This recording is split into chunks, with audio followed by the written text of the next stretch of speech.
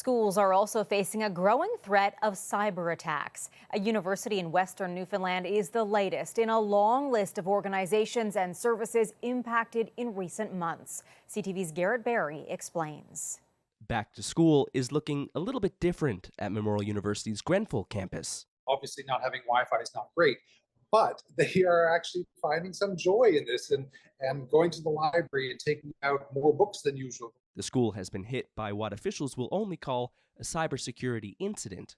So not only are classes delayed until Monday, but some email services, parts of campus internet, and even some payment machines have been shut off. Officials flipping those switches to try to contain the damage. Even speaking from my own perspective, it's challenging to not have the IT services that we take for granted and rely upon minute to minute practically on every day.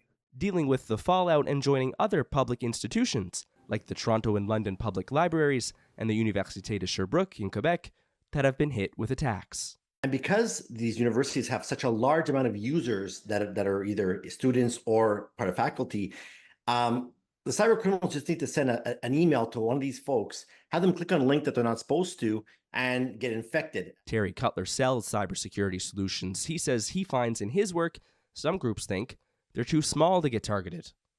In fact, the Canadian Centre for Cybersecurity expects hackers to increase their attacks on small and medium-sized groups to make a bit of profit and stay out of the headlines. Let's say an audit would cost, example, $10,000.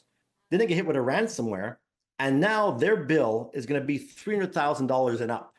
So they could have saved almost 10 times their amount on initial preventative measures. In Corner Brook, Memorial University says it's in the early steps of figuring out what exactly happened. Until that investigation is complete, there's limited information that we can share, or indeed limited information that we know. The school hasn't said whether any student or employee data was breached, but committed to reach out directly to anyone who may be affected.